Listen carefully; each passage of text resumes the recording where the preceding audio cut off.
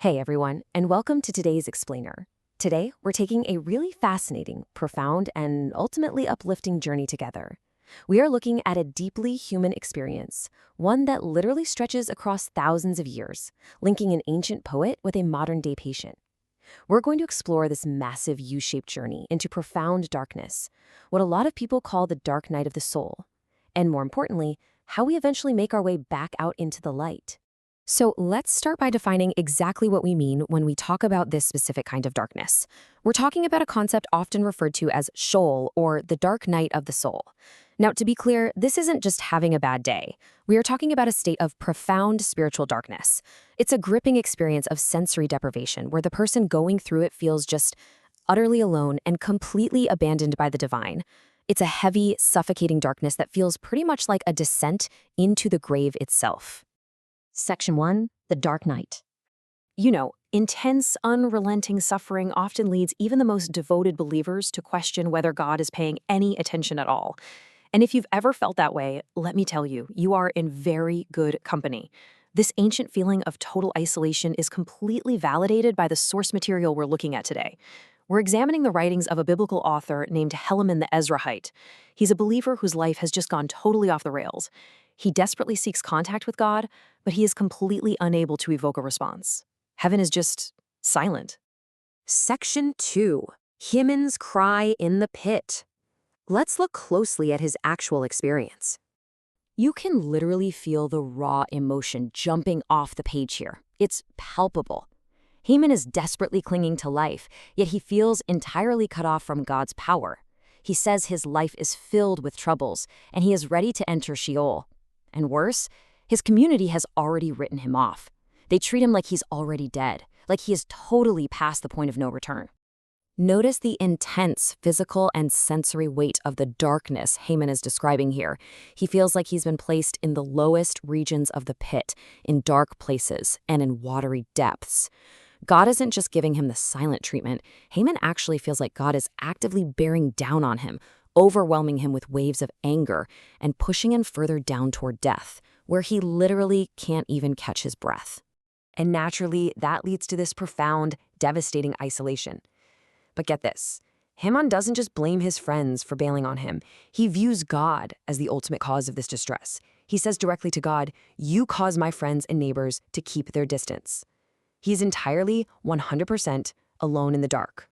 So, how does Heman cope with this? Well, this brilliantly illustrates his mindset. He really wants to praise God, but he knows he can't do that from the grave. So he uses rhetorical questions to aggressively challenge God's silence right from the bottom of the pit. He asks, "Do you accomplish amazing things for the dead?" He's basically saying, look, if you let me die, you lose a worshiper. What's the point of ignoring my prayer? It is a bold, desperate negotiation with the divine. Section 3, a modern trip to Sheol. Because, this ancient experience of Sheol isn't just history. We're going to look at a poem titled Trip to Sheol, written by Randy Johnson, about a near-fatal hospital experience.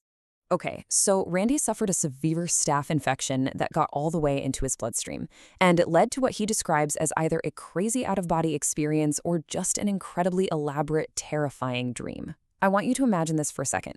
Suddenly waking up, you're more alert than ever, but you are in a universe of total darkness. You're freezing to your core, but you have no physical body to shiver with. You don't know your name, you're frozen, you're bound, and you have absolutely zero physical agency. Terrifying, right? Now, what's really wild here is the undeniable parallel between these two experiences, separated by thousands of years. Heman, our ancient poet, describes the lowest regions of the pit and watery depths, and Randy, the modern patient, describes a universe of darkness, a blackened fog, and a frigid sky. Both men are trapped in total sensory deprivation. Both feel utterly helpless and submerged in a reality where they are completely, painfully isolated. Section 4. The Cry for Deliverance. This brings our narrative to the absolute bottom of that U-shaped arc we talked about. When all physical agency is completely stripped away, there is literally only one action left. Just like Heman, who prayed day and night in the dark, Randy reaches out to God when he realizes he cannot escape his frigid prison on his own. He cries out, "Please free my captive spirit." The whole experience of deliverance hinges on this single, desperate, solitary cry. And then, boom, the twist.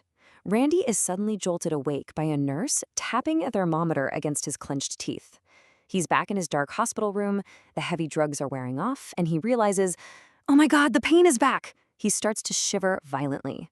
But the beautiful irony here, that intense pain and that shivering mean he is alive. The staph infection didn't kill him.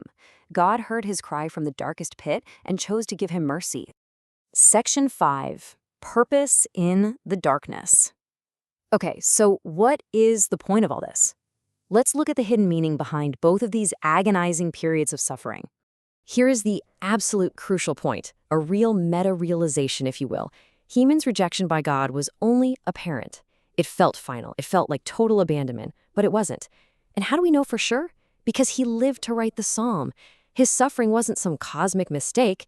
He thought he was forgotten forever, but instead, his exact words became a permanent part of God's story, preserved for millennia to comfort people just like Randy. And that ancient purpose connects perfectly to our modern poet's realization. Surviving that blackened fog didn't just return Randy to his normal everyday life, it actually fortified his inner strength. The darkness eclipsed the medical trauma and revealed a much deeper spiritual reality, building up what he calls his inner man. It's like the trial itself was the very thing that made him stronger.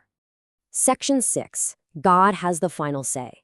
Understanding the purpose of the dark night provides us with lasting, actionable truths.